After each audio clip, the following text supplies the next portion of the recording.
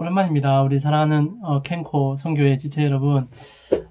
코로나 사태가 계속돼서 얼굴을 맞대고 말씀을 나눌 기회가 좀 사라지고 있어서 부득불 이렇게 영상으로 요한계시록 말씀 같이 한번 나누어보고자 준비해 보았습니다. 사실 직접 보고 강의를 하면 제일 좋은데 그러지 못해서 죄송스럽고요. 그러나 이 강의가 계속적으로 여러분 신앙에 좀 도움이 되었으면 좋겠다는 마음에 준비해 보려고 합니다. 아시다시피 신천지로 인하여 코로나 사태가 더 장기적으로 좀 되고 있는데 계시록 말씀을 우리가 왜 공부해야 될지를 다시 한번 생각해 볼 수 있는 좋은 시간이 되고 있는 것도 사실입니다. 그래서 한번 우리 같이 언제쯤 저희가 다시 얼굴을 뵙고 강의를 나눌 수 있을지 모르겠지만은 당분간은 이렇게 영상으로 한번 준비해서 한번 나눠볼 수 있도록 그래야겠습니다. 아마 회사에서 이 강의를 듣기는 좀 곤란하실 것 같고 혹시나 수요일이나 아니면 목요일이나 저녁쯤에 집에 가셔서 계시록 성경책 펴 놓으시고 보시면서 아마 강의를 좀 들어보시면은 또 새로운 느낌으로 들을 수 있다고 생각합니다. 오늘은 우리가 요한계시록 1장 9절에서 20절 말씀 1장 9절에서 20절 말씀을 가지고 우리 같이 말씀을 한번 보도록 하겠습니다. 제가 한번 읽어 드릴게요. 성경을 꼭 펴 놓으시고 보시면서 하셨으면 좋겠어요. 나 요한은 너희 형제요 예수의 환난과 나라와 참음에 동참하는 자라.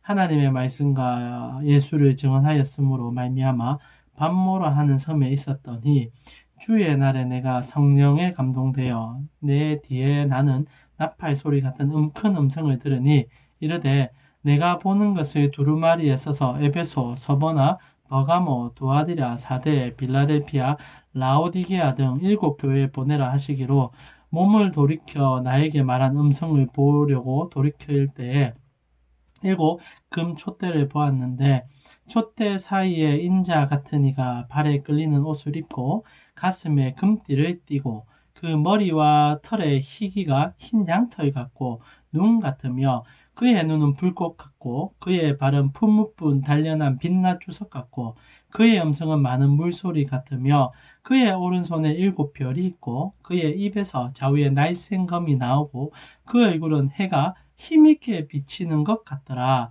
내가 볼 때에 그의 발에 엎드려져 죽은 자 같이 되매 그가 오른손을 내게 얹고 이르시되 두려워하지 말라. 나는 처음이요 마지막이니 곧 살아있는 자라. 내가 전에 죽었노라. 볼지어다 이제 세세토록 살아있어 사망과 음부의 열쇠를 가졌노니 그러므로 내가 본 것과 지금 있는 일과 장차 될 일을 기록하라. 내가 본 것은 내 오른손에 7별의 비밀과 또 7금 촛대라. 7별은 7교회의 사자요 7촛대는 7교회니라. 아멘. 자, 요한계시록 우리가 이제 세 번째 강의에 들어가게 되었습니다. 오늘은 여러분 PPT 화면 뜨게 될 건데요. 우리를 지키시는 우리의 왕 예수 그리스도라는 제목을 가지고 한번 말씀 같이 나누려고 합니다. 요한계시록 구조는요. 우리가 첫 강의 때 한번 나눴는데 성령 안에서라는 구절을 가지고 이 구조를 나눌 수 있습니다. 헬라어로는 엔 푸뉴마티란 단어죠.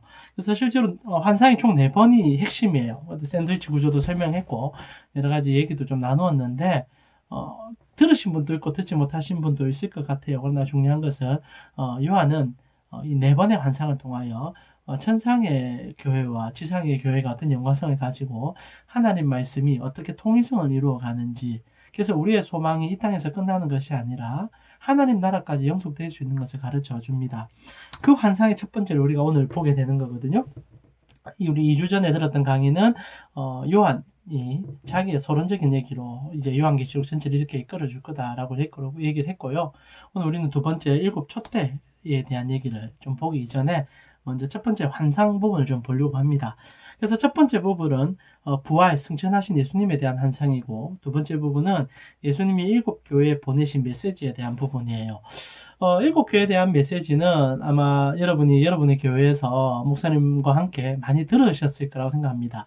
계시록을 다룰 때 보통 7교회까지는 참 많이 다루거든요. 왜냐하면 현실 교회와 7교회는 같은 연관성을 갖고 있기 때문입니다.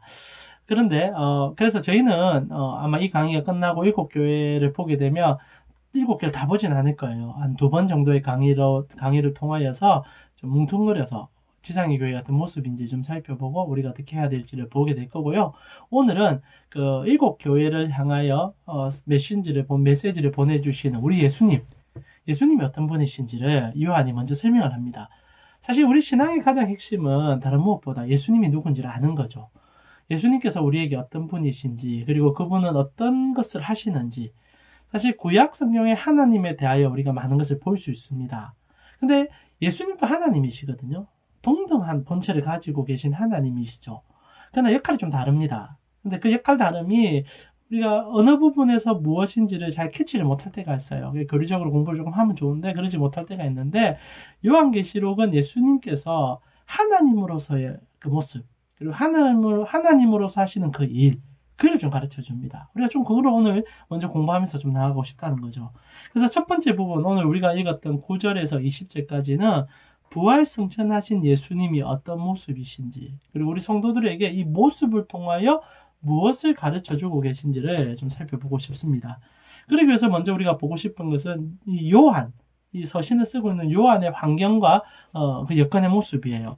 여러분 아시다시피 요한은 반모라는 섬에서 계시를 받습니다. 다 아시는 얘기죠. 사진을 보시게 되는데요. 요한은 사실 반모섬에 간 이유가 있습니다. 그 이유를 오늘 성경에 써놨어요. 그리고 그렇게 써놓은 내용이 예수님이 어떤 분인지에 대해서 굉장히 잘 가르쳐주는 본문이기도 하죠.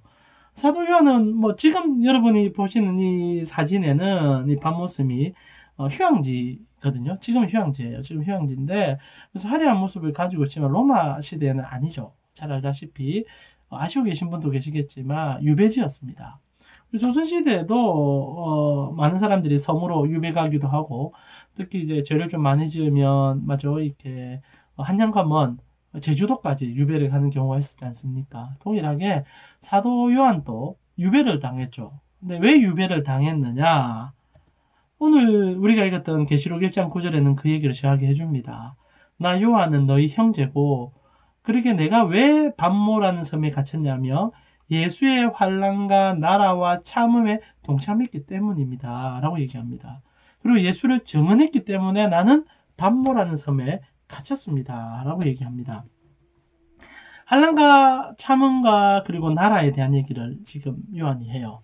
그러니까 핵심은 이거예요. 요한은 예수 때문에 반모에 갇혔다. 내가 예수님을 전했기 때문이다. 라고 얘기합니다. 근데 더 중요한 거는 그가 갇혔을 때 왜 갇혔는지에 대한 설명을 하면서 우리의 믿음의 가장 중요한 키포인트를 가르쳐 준다는 거예요. 그게 환난과 나라와 참음이란 단어입니다. 여러분 본문을 자세히 보세요. 9절에 보면은 요한이 참았다고 얘기하잖아요. 내가 환난을 당하고 내가 나라와 참음이 있었기 때문에 반모라는 섬에 갇혔다라고 얘기하지 않습니다. 요한은 예수의 환난과 나라와 참음에 동참했기 때문에 갇혔다라는 거죠. 그러니까 우리보다 먼저 예수님께서 환난을 당하셨고 나라와 참음이 있었기 때문에 그것을 내가 따라 한물을 통하여서 갇혔다라는 게 사실 굉장히 중요한 포인트입니다. 여러분, 근데 이 말이 좀 독특하지 않습니까? 보면 환난과 나라와 참음이라고 되어 있죠. 환난은 이해할 수 있어요. 그리고 참음도 이해할 수 있습니다. 단어를 구체적으로 알 수 있으니까. 근데 그 중간에 한 단어가 들어가 있죠. 나라. 실제로 원어에서는, 이 헬라 원어에서는 이게 한 단어예요. 환난과 나라, 우리는 이제 세 개의 단어로 이렇게 보여지는데, 실제로는 정관사 하나로 이 세 개를 다 묶어놨습니다. 한 단어라는 거죠. 그래서 이게 구분된 개념이 아니라, 환난과 나라와 참음은 예수 그리스도를 표현하는 가장 구체적인 표현이고, 이 세 가지는, 한 단어로 표현되는 이 세 가지 가치는 우리 그리스도인들이 살아가야 되는 신앙적 가치를 가장 잘 설명해 주고 있다는 거죠. 그래서 환난과 참음은 비슷한 가치예요. 그러나 나라가 중간에 들어있다는 거, 이거 굉장히 중요한 가치입니다. 요한은 이렇게 요한계시록을 처음 가르쳐 주면서 예수님에 대해서 지금 우리에게 가르쳐 주거든요. 그러면서 그가 하고 싶은 얘기가 있다는 거예요. 이 나라라는 가치 속에서. 그러니까 환난과 참음 사이에는 한 나라, 이게 우리 신앙의 나라라는 거죠. 그리고 요한은 이것을 따랐다는 겁니다. 자, 믿음, 환난과 참음에 대한 그 나라, 환난과 참음과 그리고 인내가 있는 그 나라. 요한은 무슨 얘기를 하고 싶은 것일까? 이게 성경 전체의 핵심이기도 해요. 요한 자기가 얘기합니다. 내가 환난을 당한 것이 아니고 내가 참음을 경험하는 것이 아니다라는 얘기를 먼저 전제하는 거예요. 물론 그가 동참을 했었습니다. 그것도 참았고요. 그것도 인내했었어요. 그러나 우리의 신앙의 핵심은 그것이 우리가 먼저 한 것이 아니라는 겁니다. 실제로 누가 먼저 참았는가? 그리고 누가 먼저 인내했는가? 그것이 나라가 되었다는 거죠. 여러분, 성경을 보면 믿음의 조상들이 많이 나옵니다. 대부분 믿음의 조상들을 보면은 우리가 존경하잖아요. 믿음의 아버지 아브라함, 믿음의 조상 중에 요셉도 있을 수 있고, 다윗도 있을 수 있고, 다니엘도 있을 수 있고, 엘리야도 있을 수 있고, 성경에 나오는 유명한 인물들, 특히 히브리서 11장에 보면 믿음의 선조에 대한 얘기들이 쭉 나오지 않습니까? 근데 성경 자세히 보면요. 실제로 믿음이 좋은 조상이라고 부르지만 성경 그렇게 얘기하지 않는다는 거죠. 믿음의 조상 아브라함, 가장 믿음이 좋은 사람이라고 우리는 이해하고 있습니다. 그러나 정말 그렇습니까? 아니지 않습니까? 아브라함이 되었던 것은, 그가 아브라함에서 아브라함이 되었던 것은 그의 믿음이 아니었어요. 그를 처음 부르신 하나님께서 그를 참아주셨고, 참아주신 하나님께서 그를 완성되게 이끌어 가셨다는 게 성경의 기록입니다. 저희가 계속적으로 설교로 이렇게 교제를 하면서 아브라함에 대한 얘기를 한 번씩 했지 않습니까? 그리고 여러분도 아브라함의 삶을 잘 아실 것 같은데, 아브라함은 사실 믿음이 없는, 물론 아브라함은 믿음이 있죠. 그러나 연약한 믿음을 가졌던 자였습니다. 잘 알다시피 아브라함이 갈대아 우르에서 그가 나왔을 때 그가 가졌던 믿음은 막연함이었어요. 그리고 하나님께서 그에게 복을 줄 것이라는 그 복에 대한 막연한 확신이 있었죠. 다른 말로 표현하면 그가 가졌던 믿음은 이 땅에서 잘 살고 정말 번영하고 그리고 배부르고 싶은 그 욕망이 있었던 믿음이었습니다. 근데 하나님이요, 그를 이끌어가면서 그를 참습니다. 그리고 그에게 사랑을 보여주시죠. 아들 이삭도 약속하셨고, 그리고 그에게 아들도 주셨고 재물도 주셨습니다. 근데 핵심적으로 하나님 주고 싶은 것은 하나님이었죠. 이런 믿음은 여기 있습니다. 성경의 전체 믿음은요, 우리가 받는 무엇이 아니에요. 하나님은 끝끝내 하나님을 주고 싶어 하십니다. 그래서 아브라함이라는 믿음의 사람이 하나님과 함께 동행하면서 하나님의 인내를 봐요. 아브라함 실수를 많이 합니다. 때로는 자기의 연약함을 보이기도 하고, 때로는 도망가려고도 하고, 지쳐서 나가 떨어지는 경우도 있어요. 그런데 하나님 한 번도 지치지 않습니다. 끊임없이 그를 찾아오고 그에게 위로해 주시고 그에게 힘을 주시죠. 성경 딱 하나를 얘기합니다. 아브라함이 아브라함 될 수 있었던 것은 하나님의 인내였다. 하나님께서 참으셨기 때문이다. 결국 아브라함이 마지막 이삭을 제물로 바칠 때 하나님 우리에게 가르쳐 주는 건 딱 하나죠. 내가 너희를 참고 너희를 인내함을 통하여서 아브라함이 하는 것처럼 내 아들을 너희를 위해 줄 것이다. 실제로 아브라함은 자식을 바치지 않아요. 그런데 성경은 우리에게 무슨 믿음을 가르쳐 줍니까? 하나님은 자기 아들을 죽여서 우리를 나음을 주셨다는 거죠. 이것이 성경의 핵심입니다. 여러분, 성경은 우리에게 우리의 믿음을 얘기하기 이전에 하나님의 믿음을 먼저 얘기해줘요. 하나님 우리를 신실하게 믿고 계시다는 겁니다. 요한이 그 얘기하고 싶은 거예요. 요한은 그런 얘기 하잖아요. 성경의 모든 인물이 다 똑같습니다. 성경의 믿음을 가졌던 인물 중에, 물론 그 믿음이 대단한 인물들도 우리가 있다고 볼 수 있지만 실제로 중요한 것은요, 그가 믿음 있도록 이끌어주신 하나님의 인내, 그리고 하나님의 열심, 그것이 그 사람들을 만들어 왔다는 거죠. 그래서 요한이 첫 구절에 그 얘기를 하는 거예요. 요한은 그렇게 얘기합니다. 예수의 나라는 예수님의 환난과 예수님의 참음 그 사이에 있는 나라다. 이게 요한계시록의 키포인트입니다. 요한계시록은 우리의 믿음을 얘기하는 게 아니에요. 우리가 이렇게 살아야 된다는 것을 얘기해주는 책이기도 하지만 더 중요한 가치는 우리가 그렇게 살 수 있도록 예수님께서 고통을 받으셨고 그리고 우리를 오늘도 참고 계신다. 이게 요한계시록에 간통하는 첫 번째 핵심 메시지입니다. 여러분, 기억하셔야 될 것은 하나님이 오늘도 참고 계시다는 거예요. 우리를 기다리시고 우리를 맞아주시는 하나님, 그것이 요한계시록의 핵심이에요. 그래서 예수님께서 환난을 먼저 당하셨습니다. 십자가에서 우리 죄 때문에 죽으셨습니다. 그리고 그 예수님께서 우리를 오늘도 참고 계시는 거예요.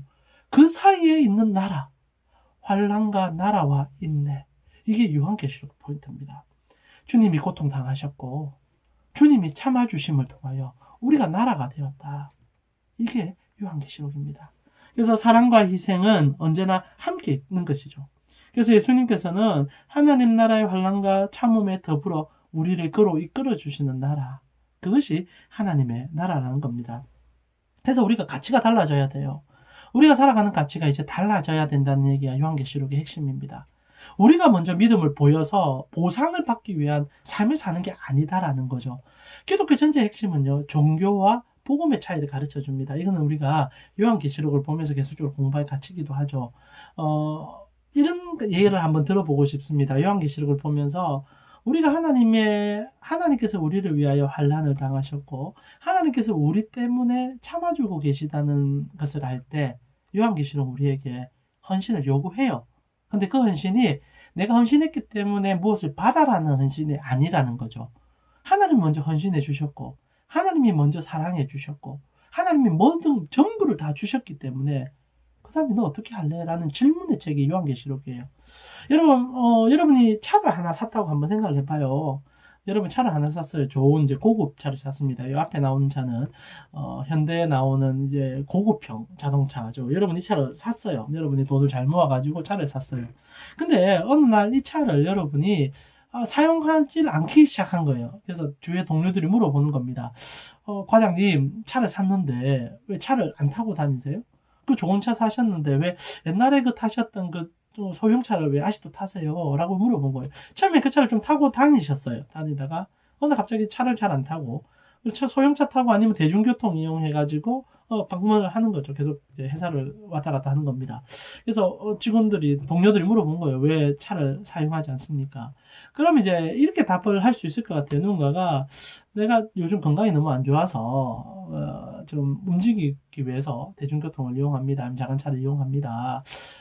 그래서 가급적이면 좀 더 걸어 보려고 합니다. 이렇게 얘기하죠. 그럼 여러분 다 이해를 합니다. 건강 때문에 그러구나. 정말 그래, 건강이 중요하니까, 좋은 차보다 건강이 더 중요하니까, 그렇게 하시겠구나, 라고 생각할 수 있죠. 근데 말입니다.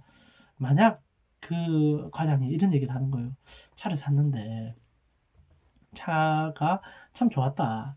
근데 어느 날 어떤 선교사님에 대한 얘기를 내가 들었는데, 선교사님이 그 어떤 일로 통하여 이렇게 이제 차가 좀 필요하게 됐다. 그래서 이제 고민하는 그 제목을 내가 들었는데, 내 마음에 하나님께서 이렇게 감동을 주더라. 그래서 내가 이 차를 그 선교사님한테 줬다. 라고 얘기하는 거죠. 어떻습니까, 여러분? 믿음의 자녀들에게 이런 얘기가 심심하게 한 번씩 나오는 경우가 있어요. 제가 이런 믿음을 좋아하진 않는데, 그러나 중요한 것은 만약 이런 일이 일어났다고 생각해 봐요. 제가 하고 싶은 얘기는 이게 부담스럽고 불편한 얘기가 될 수 있다는 거죠. 건강을 위해서 차를 타지 않는다. 산 차를 안 탄다. 그럼 우리는 다 이해가 돼요. 그럴 수 있죠. 건강은 더 중요한 가치니까. 그런데 만약 산 차를, 맞죠? 어떤 선교사님을 위해서 줬다. 아니면 빌려줬다. 그럼 좀 이해를 잘 못해요. 왜 그래 하세요? 라고 얘기하죠. 선교사님 대중교통 이용하고 다니면 되는데 왜 그렇게 하세요? 라는 질문을 한다는 거죠. 어찌 보면 굉장히 어떤 가치에 대한 얘기를 제가 조금 해드리고 싶은 건데 신앙인들의 가치가 좀 차를 이렇게 얘기하면서 여러분 좀 거부감이 들 수도 있다고 생각하는데요. 실제로 그걸 다 떠나서 실제로 이 과장님은 하나님이 이걸 줬다고 생각했다고 저는 믿고 싶어요. 하나님이 이 차를 자기에게 줬다. 물론 본인이 열심히 일해서 산 차긴 하지만은 하나님이 베풀어 주셔서 하나님이 은혜 줘서 이거 내 거 아니다. 그래서 하나님의 일을 하는 사람을 위해서 이거 드릴 수 있는 거 아닙니까? 이 가치의 전환이 일어나기를 원하는 채 그게 요한계시록이라는 거죠. 그래서 요한이 밤모섬에 갇혔어요. 근데 그가 하고 싶은 얘기는 내가 참아서 밤모섬 간 게 아니다. 내가 노력해서 이렇게 희생당해가지고 내가 이곳에 온 것이 아니다. 그래서 자기 자랑한다든지 아니면 자기의 비참한 삶을 얘기한다든지 그게 아니라는 거예요. 요한계시록은 예수님을 얘기합니다. 내가 밤모섬에 있는 이유는 내가 지금 구속받고 내가 가진 것들을 잃어버린 것은 이것이 중요한 것이 아니라 이 일을 위해서 예수님께서 먼저 참아주셨다. 환난을 당하셨다. 내가 그 나라를 봤다. 그러니 내가 밤모섬에도 갈 수 있는 거 아니냐. 나 밤모섬에 있는 게 너무 좋다. 성도들이요. 이 땅에 있는 가치가 아니라 영생의 가치를 향하여 너희의 눈을 좀 돌려보면 어떻겠니? 라고 부탁하는 책. 그게 요한계시록이라는 겁니다. 그래서 실제로 성도들이 하나님을 사랑한다고 말을 하지만은 하나님을 위해서 가치의 포기가 잘 일어나지 않을 때가 있거든요. 그럴 때 사실 요한계시록을 좀 봐야 됩니다. 손해라고 얘기하니까 좀 아이러니할 수 있는데요. 더 좋은 것 때문에 포기하는 것이 사실 우리 삶 아닙니까? 여러분이 더 좋은 집을 가고 싶다면 저축할 거예요. 그래서 먹고 싶은 거, 놀고 싶은 거 좀 안 쓰잖아요. 그래서 요한이 질문하는 거예요. 나는 더 좋은 거 발견했다. 더 좋은 게 내 데 있다. 그래서 나 이렇게 산다. 나 밤모습에 갇혀도 너무 행복하다. 우리 신앙에 도전을 주고 있는 거죠. 그래서 요한이 얘기합니다. 나 요한은 너희 형제요. 예수의 환난과 나라와 참음에 동참했다. 그래서 하나님의 말씀과 예수를 증언했다. 그래서 나는 밤모습에 갇힌 거다. 이게 요한복음의 요한계시록의 핵심이죠. 그리고 우리에게 위로하는 거예요. 천국 소망 가진 사랑하는 자녀들아, 너 헛된 거 아니다. 너 잘못 사는 거 아니다. 왜냐면 우리 주님께서 너희 위해서 모든 걸 희생했잖아. 그리고 영생도 주잖아. 근데 그의 나라가 된 너희가 땅의 것만 사모해서 되겠니? 라고 질문하는 겁니다. 이게 굉장히 중요한 가치라고 생각합니다. 요한계시록 계속 그 얘기를 하게 돼요. 땅의 것을 사랑할 것이냐, 아니면 하나님 나라를 사랑할 것이냐. 가치 충돌이 늘 일어납니다. 그러나 시선을 조금만 돌이켜보고 십자가의 영성과 부활의 영성을 바라볼 때마다 우리는 요한의 삶을 부러워하기 시작하죠. 물론 우리가 여전히 요한이 참 대단하다 생각을 합니다. 대단한 인물이죠. 그러나 우리에게도 요한은 도전합니다. 내가 대단한 것이 아니었다. 우리 예수님이 더 대단한 거다. 우리 예수님이 나에게 이래 해주셨다. 이것이 요한계시록의 핵심입니다.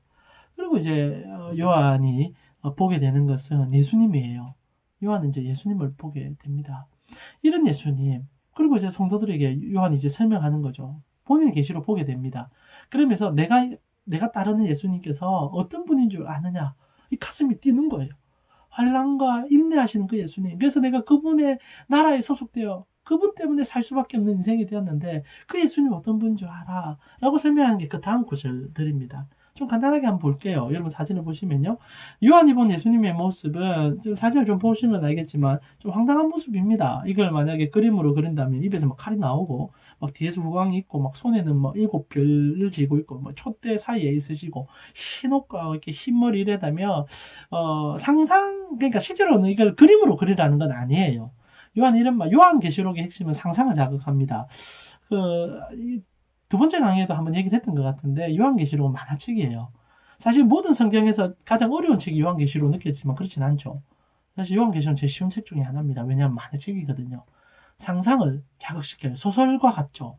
또 요한계시록 소설이라는 얘기는 아닙니다. 계시고 그리고 하나님에 대한 정확한 전달되어진 책이죠. 근데 핵심은 요한계시록 다른 책들은 뭐 서신이든 아니면 뭐 복음서든 했던 일들에 대한 얘기들 쭉 기록하지만은 요한계시록 우리 상상을 자극해요. 그래서 오늘 예수님의 모습을 그림으로 그래서 정확하게 묘사하면 문제가 생기는데 이런 모습을 우리가 하나씩 떠오르면서 예수님 이런 분이다라고 생각하게 되면 그것이 은혜가 된다는 얘기인 거죠. 그래서 요한이 본 예수님의 모습을 보면은 첫 번째 복장은요, 발에 끌리는 긴 옷과 가슴에 금띠를 덮고 머리띠는 눈과 양털 같은 백발이고 얼굴은 해처럼 빛나고요. 눈은 불꽃 같고 입은 양날 검이 나오고요. 목소리는 많은 물소리 같고 손은 7별을 쥐고 있고 발은 빛낮 주석 같다고 되어 있습니다. 이게 다 예수님의 전능성을 상징하는 표현들이죠. 오늘 이 설명들을 조금만 해석하고 말씀 좀 마무리할게요. 실제로 이 얘기들은 요한계시록 얘기이기도 하지만은 여러분 요한이 계시를 받았지만 이 계시라는 것이 여러분 뿅 하고 하늘에서 나타난 게 아닙니다. 다니엘이 받던 계시의 내용에 덧붙여진 내용이에요. 그러니까 여러분 요한계시록 이해할 때 구약의 내용을 주의하는 내용으로 이해하시면 더 좋습니다. 단순히 요한이 자기가 새로운 거 받아가지고 새로운 신학을 설파하는 게 아니라 구약에 일어났던 수많은 계시적인 사건들을 완성하는 게 요한의 기록이거든요. 그래서 오늘 예수님의 모습은 실제로 다니엘이 10장에서 인자의 모습을 묘사했을 때 내용과 같아요. 사진을 잠시만 한번 볼게요. 복장이나 얼굴, 눈, 목소리, 발 이런 거 다니엘 10장에 나타난 인자의 모습이거든요. 그러니까 구약의 예수님이나 신약의 예수님 같다는 거죠. 그리고 계시는 같다는 겁니다. 그러나 더 구체적으로 설명해 주는 게 요한계시록이죠. 그랬을 때 첫 번째 환상은 발에 끌리는 옷과 가슴에 띠를 얘기하죠. 첫 번째 예수님에 대한 모습은 제사장과 왕이라는 거죠. 예수님은 왕이시며 제사장이시지 않습니까? 그러면서 선지자, 이 세 가지 직분을 다 이루신 그리스도시죠. 그리스도라는 뜻을 아실 거라 생각합니다. 기름 부음 받은 자. 예수님이 그 일을 이루셨다는 거예요. 그래서 예수님께서는 제사장이에요. 근데 제사장이면서 또 제물이 되셨지 않습니까? 그분은 완성된 제사를 유일하게 드리신 분이에요. 본인이 제물이 되어주시면서도 제사장이 되어 드렸던 분. 그리고 그분은 단순히 희생양으로 끝나는 것이 아니라 왕이라는 겁니다. 이 띠가 얘기가 나오잖아요. 발에 끌리는 옷이라는 것은 제사장의 의복을 나타냅니다. 근데 그 제사장의 의복에 가슴에 띠를 띠고 있습니다. 띠라는 것은 언제나 왕권을 상징합니다. 조선시대도 이렇게 왕이 띠는 띠가 따로 있었지 않습니까? 그래서 이렇게 중국에서 황제가 내려주는 띠를 띠다고 조선시대는 그러하더라고요. 그리고 황제도 자신의 띠가 또 다른 형식이 있습니다. 동일하게 성경에서 얘기하는 것은 두 가지 분 얘기하는 겁니다. 제사장으로서, 우리의 어려운 제사장으로서 예수님. 그러면서 그분은 단순히 제사장으로서의 끝이 아니라 왕이시다. 근데 그 다음에 이제 모습들은요, 그 왕대심에 대해서 더 디테일하게 설명하죠. 예수님께서 자신의 모습을 이렇게 요한에게 묘사할 때 흰머리와 머리털을 설명하지 않습니까? 이 다니엘서에도 같은 얘기인데 이 권위와 왕권을 다시 한번 설명하는 겁니다. 보통 흰머리와 털은요, 다니엘서 7장 9절에도 같은 얘기가 나오지만은 영원성을 상징하죠. 나이가 많이 든 느낌 이런 것도 있겠지만은 실제로 흰머리와 흰털이라는 것은 굉장히 오랫동안 계셨다라는 느낌을 주지 않습니까? 동일하게 예수님께서 그 모습을 가졌다는 것은요, 영원 전부터 영원 후까지 계시는 유일하신 분이라는 의미를 또 담고 있습니다. 그러니까 끌리는 옷을 입었다는 것은 제사장을 나타내고, 그리고 이렇게 띠를 맸다는 것은 왕권을 상징하면서 그분의 외향적인 모습이 흰머리와 흰털을 갖고 계시죠. 그래서 영원한 왕이시며 영원한 제사장인 것을 보여주고 있습니다. 그러면서 예수님께서 빛나는 얼굴을 갖고 계시다고 성경은 얘기하죠. 이거 다니엘서에도 똑같이 나오는 표현인데요. 실제로 이렇게 빛나는 얼굴이라는 것은요, 죄와 죽음에서 이긴 자의 얼굴을 나타내는 겁니다. 그러니까 예수님께서 제사장의 의복을 입으시고 왕권을 상징하는 띠를 띠시고, 그리고 영원 전부터 영원 후까지 계시는 흰 머리털을 가진 계신 분은 얼굴이 빛나는 분이죠. 모든 전쟁에서 이기시던 분이라는 겁니다. 그래서 성경은요, 그 다니엘서 10장 6절에도 그런 표현이 있지만 또 그의 몸은 항옥 같고 그의 얼굴은 번갯빛 같고 이렇게 표현되어 있거든요. 그래서 그분이 이기시는 자다라는 설명을 해줍니다. 그 모든 전쟁에서 이기신 분. 그래서 얼굴에 빛이 날 수밖에 없는 거예요. 승자의 얼굴을 가지신 분. 예수님은 만군의 여호와십니다. 하나님과 동등하시죠. 만군. 모든 군사의 하나님이시고 그 권위를 예수님도 동일하게 갖고 계십니다. 최후 승리는 예수님이 언제나 거두세요. 아니 모든 전쟁에서 이기셨어요. 그리고 이기고 계십니다. 그러면서 우리에게 하신 얘기죠. 성도요, 내가 너희를 이기게 할 것이고 이기게 했다라는 얘기를 성경이 해주는 겁니다. 예수님 언제나 성자의 얼굴을 갖고 계시다는 얘기를 또 해주고 있죠. 그러면서 그분의 눈을 설명해 줍니다. 불꽃 같은 눈을 가지고 있다. 사진을 보면 이렇게 투시경 이렇게 야간 이제 스코프 이렇게 보여주고 있는데요. 다니엘서도 똑같은 얘기 하잖아요. 그의 눈은 햇불 같다. 요한계시록은 불꽃 같다. 근데 다니엘서는 햇불 같다. 밝힌다는 거죠. 예수님의 눈은 모든 것을 본다는 겁니다. 그래서 죄에 대해서도 모든 것을 꿰뚫어 보시고, 그리고 성도들이 바른 삶을 산다면 그 모든 것도 꿰뚫어 본다는 거죠. 그리고 보시는 그분께서는 모르시는 게 없다는 얘기를 하는 겁니다. 이게 성도들에게 부담일 수도 있지만 위로가 되죠. 왜냐하면 예수님께서 환난과 인내 사이에 있는 나라니까요. 실제로 성도들을 향하여 이 보시는 하나님은 참으시는 하나님이세요. 그리고 인내하심으로 이끌어주시는 하나님인 것을 기억하셔야 되죠. 그러나 중요한 것은 원수들에게는 이것은 두려운 일이라는 겁니다. 결국 빛나는 얼굴을 가지신 분은 모르는 것이 없으신 분인 거예요. 그래서 성도들은 이 땅을 살아가면서 물론 연약합니다. 우리는 이번 한 주도 죄를 짓고 또 하나님 앞에 잘못된 행동을 할 수도 있지만 하나님 우리에게 하시는 것을 아시는 그분이 우리를 용납해 준다는 거예요. 그래서 나라가 중간에 들어가 있지 않습니까? 환난을 당하신 그분이 인내하신다. 그것이 우리다. 그분 사이에 들어있는 것이 우리다. 그래서 불꽃 같은 눈을 두려워할 필요가 없습니다. 오히려 위로하세요. 여러분이 만약 고난과 환난에 던져져 있어도 불꽃 같은 눈을 가지신 하나님은요, 보세요. 여러분이 땅바닥에 엎드러져 오늘이 너무 힘들어서 하나님 도와달라고 얘기할 때 빛나는 얼굴을 가지신 승리자인 예수님은 불꽃 같은 눈으로 성도를 지켜보세요. 여러분, 성도들을 하나님께서 지키십니다. 어느 곳에 있든 어떤 환란에 던져도 주님은 보세요. 그리고 그 주님이 어떻게 하신다고 얘기합니까? 우리 입에서 칼이 나온다고 얘기가 되어 있죠. 주님께서는 입에서 칼을 뿜어내십니다. 이 칼은 두 가지 종류가 있을 수 있지 않습니까? 첫 번째는 전쟁의 도구로서의 칼이 있을 수 있습니다. 물론 요한계시록의 표현은 이게 양날검이죠. 양날검. 무시무시한 칼입니다. 그러나 또한 칼은 수술 도구로서의 역할도 합니다. 그래서 세상을 향하여서는 하나님의 공의가 선포되어 세상이 도망갈 자리가 없어요. 위선을 행하고 거짓을 행하며 하나님을 부정했던 자들은 하나님의 입에서 나오는 검으로 모두 다 그들의 삶을 하나님 앞에 다시 한번 토설할 수밖에 없을 거예요. 그러나 성도들에게는 이 입에서 나오는 검으로 하나님의 치유의 은혜가 일어납니다. 우리 죄악을 끄집어내고 바울이 얘기한 것처럼 마치 우리 삶에 있는 모든 것들을 다시 회복시켜주는 하나님의 검이 될 수 있다는 거죠. 그래서 주님의 입에서 나오는 검은 세상에게서는 심판의 도구예요. 왜냐하면 부끄러운 인생들이죠. 회개할 곳이 없는 인생들이죠. 그러나 주님의 백성은 하나님의 입에서 칼이 나오면 우리가 찔리잖아요. 그럼 하나님 앞에 나아가는 힘을 얻게 됩니다. 이것을 다윗이 뭐라고 표현하냐면 송이 꿀보다 더 달더라. 여러분 진짜 인생에 회복이 일어난다는 얘기죠. 하나님 예수님께서는 우리를 말씀으로 징계하시고 견책하셔서 인생의 확실함과 회복으로 이끄신 분이에요. 그래서 다윗이 자기의 삶을 하나님 앞에 내어놨을 때 말씀을 이렇게 표현하잖아요. 그분 말씀 나를 휘집어 놓는다. 그분 말씀 앞에 들면 난 너무 초라해진다. 그런데 너무 달더라. 그래서 선지자들이 다 똑같이 얘기하잖아요. 내 입에 들어갔을 때 너무너무 단데 내 속에 들어가니까 너무너무 아프더라. 변화가 일어난다는 거죠. 마치 몸에 너무너무 좋은 양약을 주는 것과 같습니다. 이게 하나님의 입에서 나오는 검이에요. 성도들이요. 주님의 모습을 상상해 보세요. 여러분 만화책처럼 상상해 보세요. 그분이 제사장의 옷을 입고 있습니다. 그 제사장의 옷에는 마치 예수의 피가 묻어 있어요. 우리의 죄악을 용서하신 그분이 자신이 제물이 되어 주셔서 우리의 죄값을 그의 몸으로 치러 주셨어요. 근데 그분이 왕권을 상징한 띠를 띠고 있습니다. 완벽한 왕이시죠. 완전한 왕이시죠.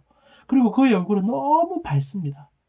승리자의 얼굴이에요. 세상 모든 권세를 이기신 분입니다. 그러면서 그분께서 우리를 바라보시는 눈이 햇불 같으시고 그리고 광채가 빛나는 눈이세요. 우리가 어느 곳에 있든지 바다 끝에 거할지라도 쳐다보실 수 있는 눈이시죠. 그러면서 그의 입에는 칼이 나오십니다. 성도들의 삶을 견책하시고 이끄시며 참담으로 보내셔서 성도를 행복함으로 이끌어가는 입이 된다는 거죠. 그리고 그분의 발은요 주석 같다라고 얘기하죠.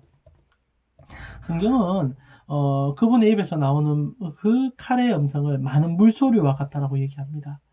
세상 어떤 사람들도 그의 앞에서 말을 할 수 없다라고 성경 얘기해요. 이것이 요한계시록에 나오는 핵심이죠.